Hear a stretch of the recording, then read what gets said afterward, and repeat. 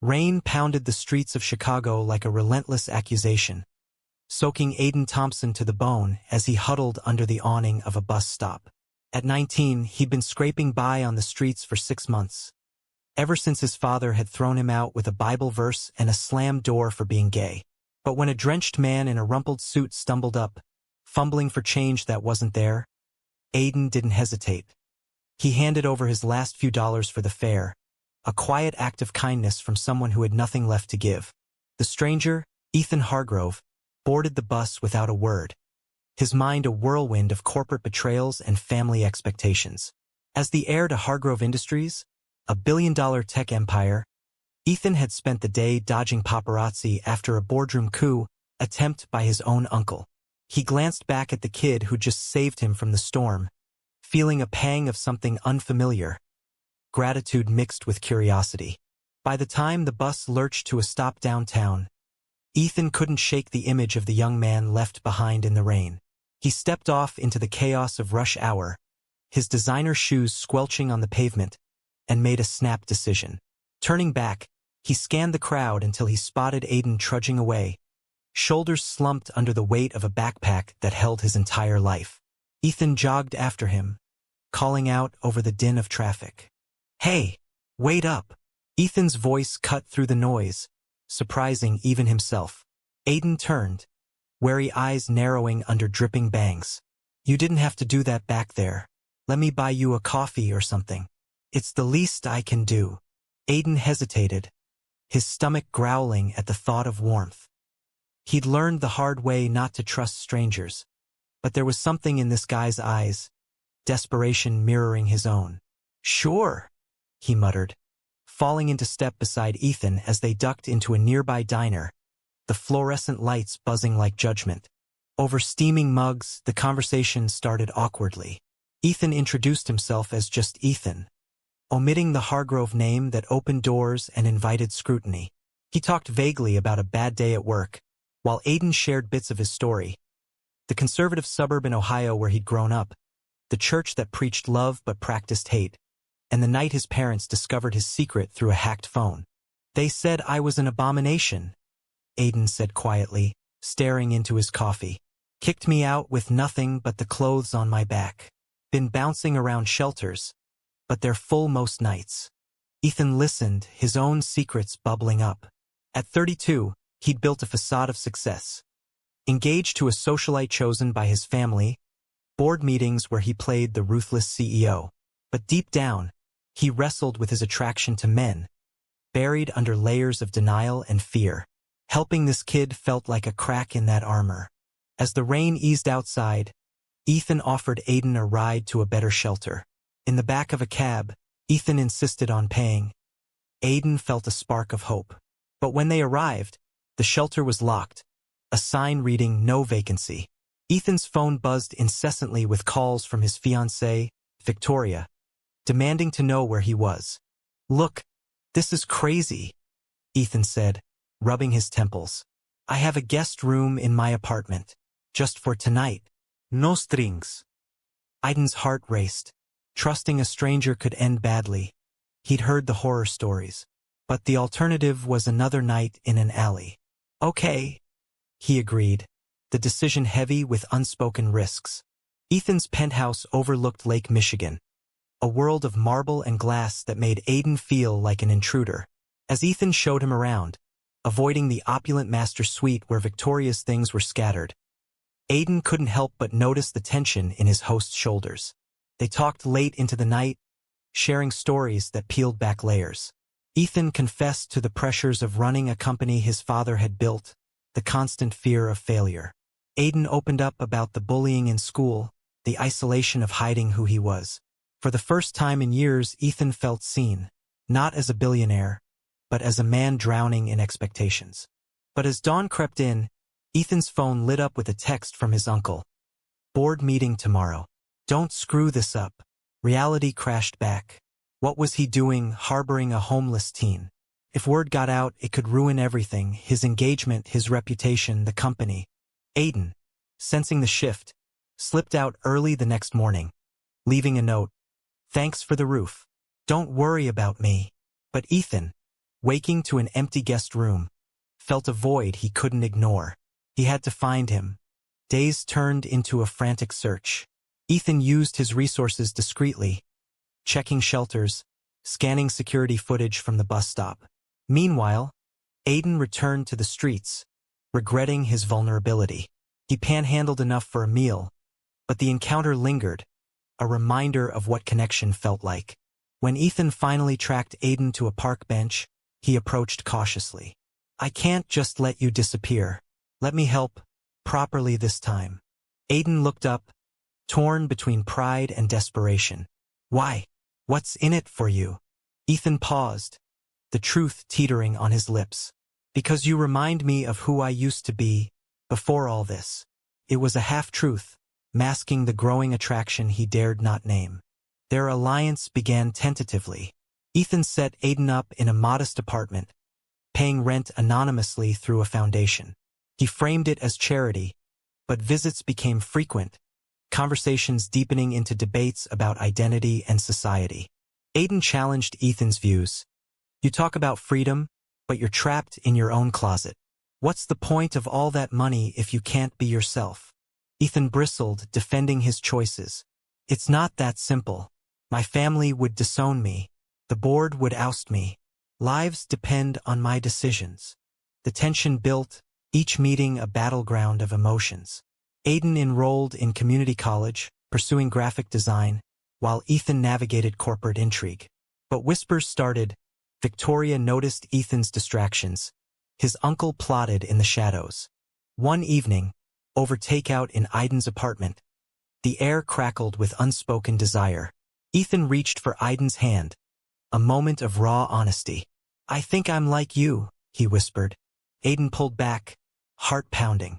"Don't say that unless you mean it. I've lost everything once. I can't do it again." The confession hung between them, a precipice they weren't ready to cross. But the seed was planted, and the drama was just beginning. Weeks blurred into months as Ethan and Aiden's relationship evolved in secrecy, a fragile thread woven through the fabric of their disparate lives.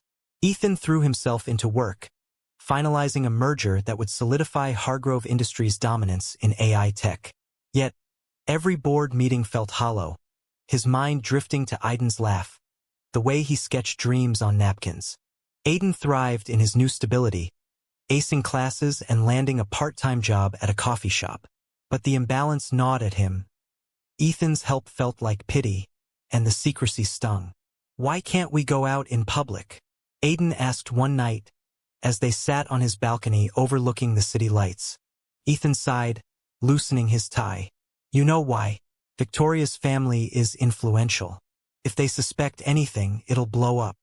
Victoria Hargrove, née Kensington, was the picture of perfection, groomed for society pages. Their engagement was a strategic alliance, merging fortunes.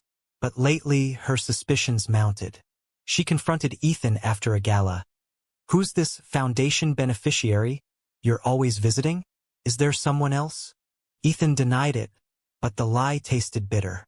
He loved Victoria in a platonic way, a friendship forged in childhood. Coming out would shatter her, expose her to ridicule in their conservative circles. Meanwhile, Aiden's past resurfaced. A call from his mother, pleading for reconciliation.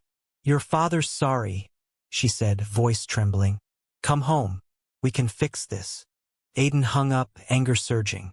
But doubt crept in. Was he wrong to cut them off? Ethan's encouragement helped. Family isn't always blood, but forgiveness is your choice.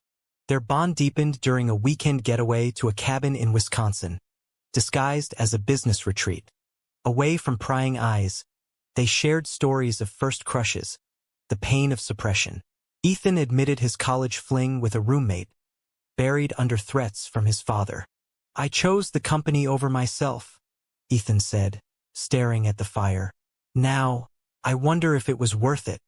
Aiden leaned in, their foreheads touching. "It doesn't have to be that way forever."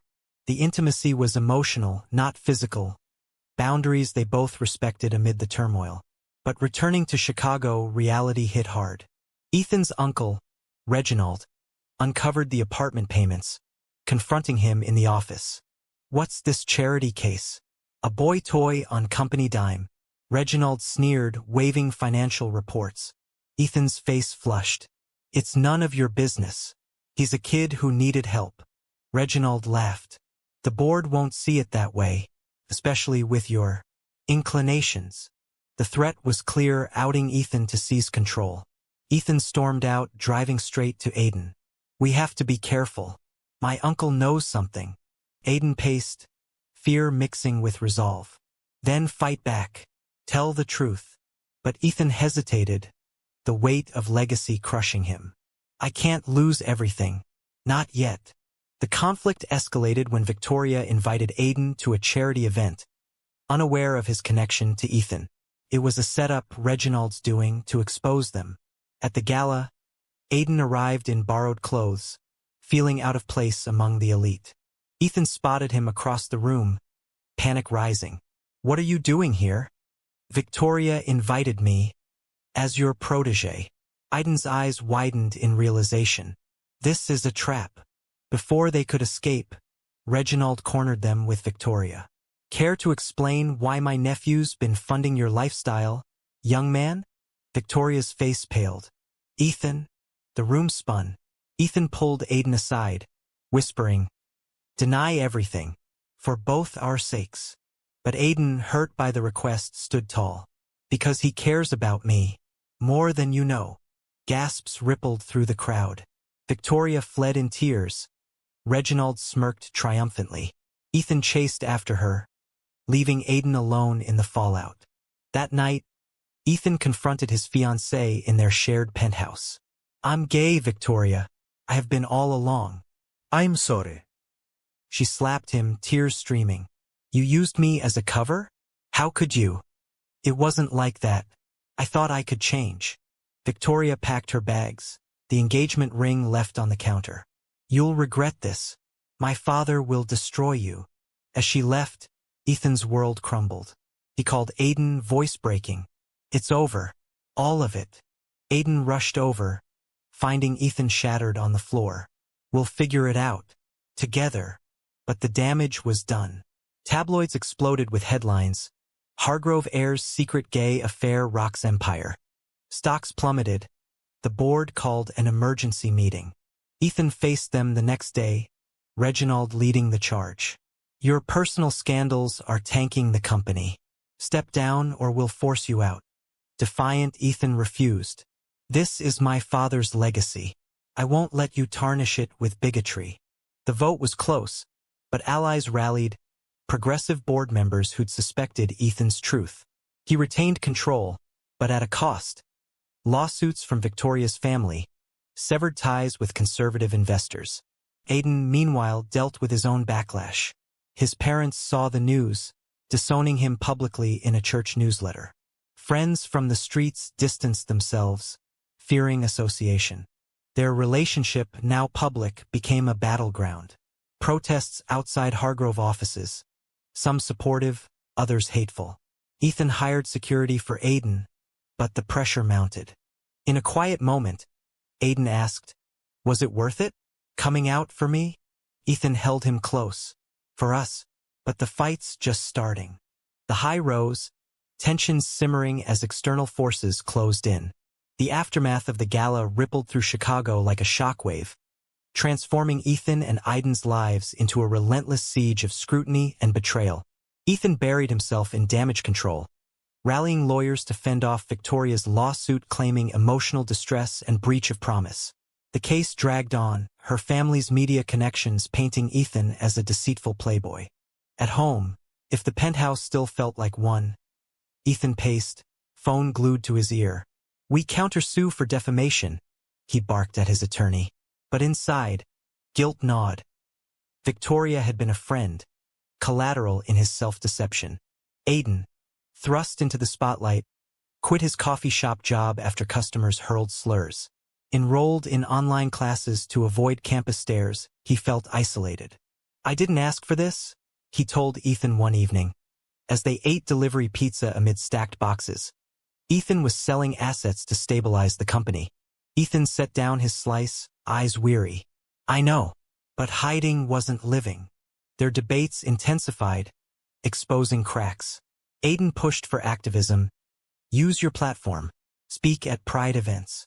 Show them we're not ashamed. Ethan resisted. The company's hanging by a thread. One wrong move and thousands lose jobs. Moral dilemmas piled up. When a major client threatened to pull out over moral concerns, Ethan faced a choice. Apologize publicly or stand firm. He chose the latter, losing the contract but gaining respect from LGBTQ+ advocacy groups. Reginald, undeterred, leaked internal emails suggesting Ethan's distractions caused the merger's delays. The board reconvened, votes teetering. Ethan lobbied furiously, promising reforms, diversity initiatives, partnerships with queer organizations. In a pivotal meeting, he addressed them head-on. My personal life doesn't define my leadership. Judge me on results, not rumors. It worked barely. Reginald was ousted, but the victory was Pyrrhic. Ethan's father, bedridden with illness, called from his estate. You've shamed the family name, the old man rasped. Disinherited. The words stung like a fresh wound. Ethan hung up, tears falling for the first time in years. Aiden comforted him, but resentment brewed. Had Ethan sacrificed too much? Aiden's family drama paralleled. His sister, Sarah, reached out secretly. Mom and Dad are torn. The church is pressuring them to cut ties. But I miss you. Aiden met her in a park, hugs laced with caution. Tell them I forgive them, if they accept me. Sarah shook her head. Dad's running for local office. Your story's a liability. Betrayal hit when Sarah leaked their conversation to the press, twisted to portray Aiden as vengeful. Family feud. Gay son demands apology amid scandal. Aiden confronted her. Why? For Dad's campaign. I'm sorry. The pain cut deep, eroding Aiden's trust. He withdrew from Ethan, spending nights alone. Everyone wants something from me. Even you. Ethan recoiled. That's not fair. I love you. The admission hung, their first explicit declaration. But timing soured it. Amid chaos, it felt like a lifeline, not romance. Society's backlash amplified. Hate mail flooded Ethan's office. Aiden endured online harassment. A support group for homeless LGBTQ+ youth invited Aiden to speak. A turning point. On stage, voice steady, Aiden shared, I was thrown out for being me, but kindness from a stranger changed everything. Don't let hate win. The crowd applauded, Ethan watching from the back, pride swelling. But outside, protesters chanted slurs, a brick shattering a window. Security whisked them away, but the incident shook Ethan. This is dangerous. Maybe we should lay low. Aiden exploded. That's what got us here. Hiding feeds the hate. Their argument escalated, words like weapons. You're privileged, Ethan. You can afford bodyguards. I survived streets alone. And I gave up everything for this, for you. The silence after was deafening. Aiden stormed out, wandering Chicago's nights, questioning choices. He crashed at a shelter, old habits resurfacing. A former street friend, Jamie, listened. Rich guys using you as his coming-out prop. Cut ties. Doubt seeded. Meanwhile, Ethan drowned sorrows in work, ignoring health warnings. A doctor's visit revealed stress-induced hypertension. Slow down or you'll burn out. But slowing meant facing emptiness without Aiden. He texted apologies, unanswered. Reconciliation came unexpectedly. Aiden returned after a week, finding Ethan disheveled. I needed space, but I miss us. They talked till dawn, unpacking hurts. We both paid prices, Ethan admitted. But together we can rebuild. Renewed, they planned ahead. Ethan launched a foundation for LGBTQ+ youth, naming Aiden co-director. Public appearances followed, hand in hand, defying critics. Yet, threats loomed. Victoria's trial date approached. Reginald plotted revenge from exile. An anonymous tip to authorities accused Ethan of financial impropriety in funding Aiden. Investigations ensued, FBI agents raiding offices. Ethan cooperated, but stress mounted. If they find dirt, even fabricated, it's over. Aiden stood by, but inner conflict raged. Was loving Ethan worth the destruction? Climax brewed as trial began, media circus in full swing. Victoria testified tearfully. He lied about everything. I was a beard. Ethan's turn. I regret hurting her. But living a lie hurt more. Cross-examination brutalized him, probing personal life. Aiden watched, heart aching.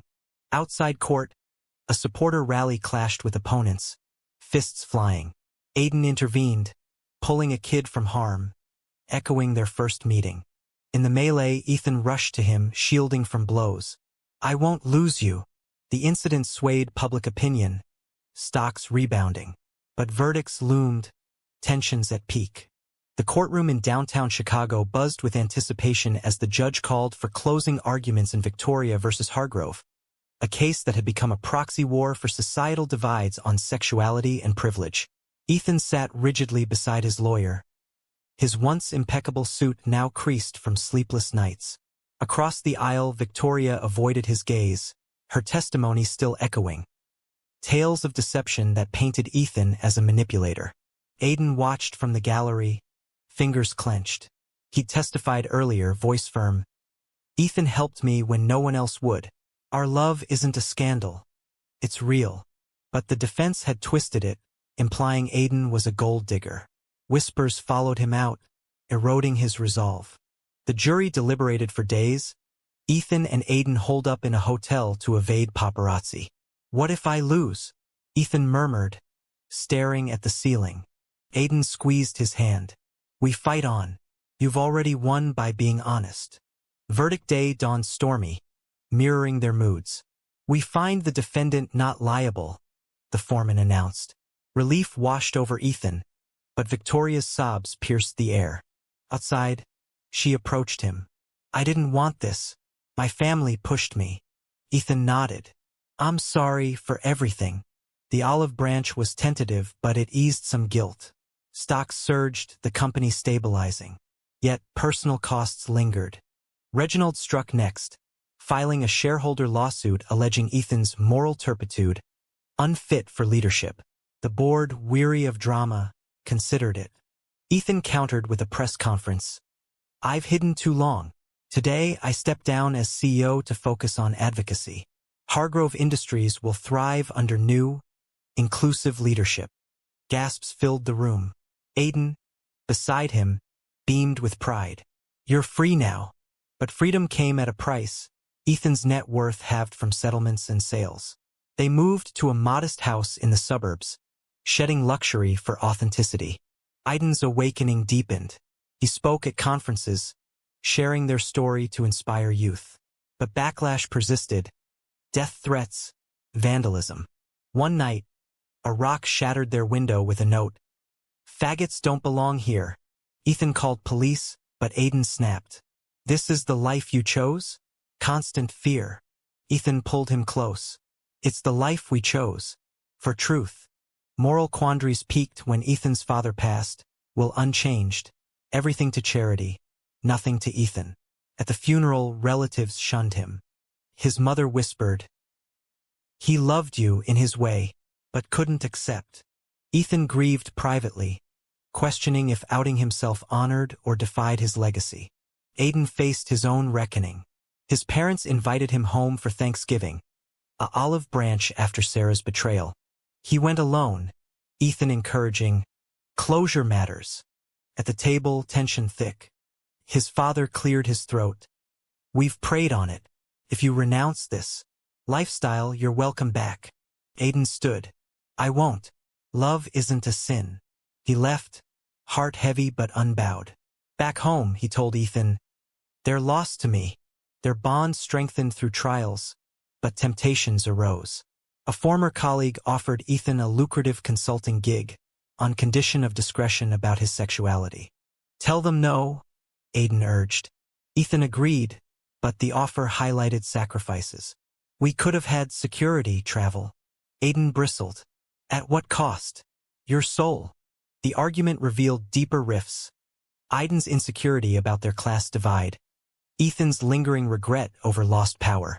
Reconciliation came via therapy, unpacking traumas. We both betrayed ourselves before, the counselor said. Now honor your truths. They emerged stronger, volunteering at shelters, mentoring kids like Aiden once was. But society pushed back. A conservative bill in Illinois targeted LGBTQ+ rights, sparking protests. Ethan funded opposition. Aiden marched front lines. During a rally, violence erupted, police clashing with demonstrators. Aiden was arrested for disorderly conduct, a trumped-up charge. Ethan bailed him out, furious. This system's rigged against us. In jail briefly, Aiden reflected on choices. Had kindness to a stranger led to this? Worth it? Released, they drove home silently. I'm proud of you, Ethan said finally. Aiden smiled faintly. But tired. So tired. The high crested as Reginald's lawsuit collapsed. Evidence fabricated. He fled abroad, disgraced. Victory tasted sweet, but scars remained. They celebrated quietly, toasting to survival. Yet, questions lingered. Had their love redeemed the pain, or amplified it? As winter set in, they planned a future, perhaps marriage, adoption. But first, healing. Ethan proposed on a snowy evening, ring simple. Will you? Aiden accepted, tears freezing on cheeks. Yes, despite everything. Their union symbolized hope, but the journey's toll was evident in weary eyes. With the lawsuits behind them and Reginald's shadow lifted, Ethan and Aiden settled into a rhythm that felt almost normal, though the echoes of their ordeals lingered like ghosts in their suburban home. Ethan consulted for progressive startups, channeling his business acumen into ethical ventures, while Aiden graduated with honors, launching a graphic design firm focused on LGBTQ+ branding. Their wedding was intimate, a lakeside ceremony with close friends, no media invited. But normalcy was illusory. Public speaking invitations poured in, turning them into reluctant icons. At a TEDx event, Ethan shared, "Coming out cost me a fortune, but hiding cost my humanity." Applause thundered, but afterward, a heckler shouted, "You're still rich, easy for you." The comment stung, highlighting privileges Aiden often resented. He's right, Aiden admitted later. I started from nothing. You had a safety net. Ethan nodded. True, but we both lost family privacy. The dialogue fostered growth, but external pressures mounted. Aiden's design firm faced boycotts from conservative clients, forcing tough decisions. Compromise values or risk bankruptcy. He chose integrity, laying off staff, a gut-wrenching call. I'm sorry, he told his team, but we stand for something. One employee, a trans woman, hugged him. That's why we joined. Ethan supported investing savings. We're in this together. Moral conflicts arose when a documentary filmmaker approached. Tell your story, warts and all. Aiden hesitated. It'll dredge up pain. Ethan pushed, but inspire others. They agreed, the film raw and unflinching. Premiering at Sundance, it garnered acclaim but reignited hate. Online trolls doxed them, forcing a move. In their new apartment, boxes unpacked, Aiden confronted Ethan. Is this endless? Always running? Ethan paused. Maybe, but stopping means they win. A turning point came via unexpected reconciliation. Victoria reached out post-divorce.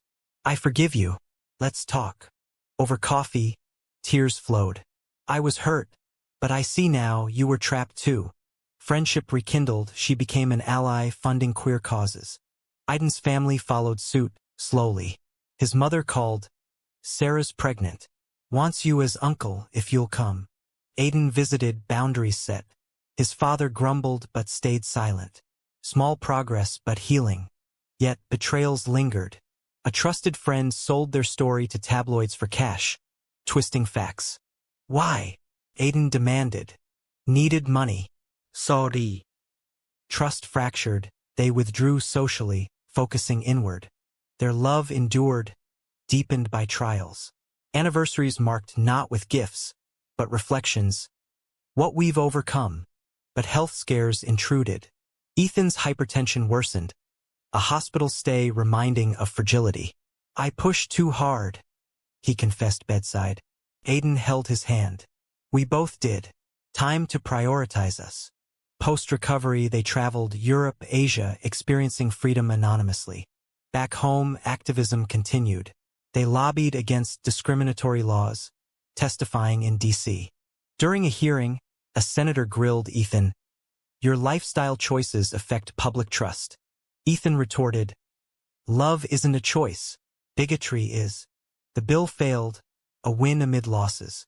As years passed, 5 since that bus stop, they adopted a teen from foster care, Mia, who'd faced similar rejection. Parenting brought joy but challenges. School bullies, explaining their past. Mia thrived, her resilience mirroring theirs. "You're my heroes," she said, but doubts surfaced in quiet moments. Aiden wondered, had he traded survival for spotlight? Ethan pondered, was authenticity worth the isolation?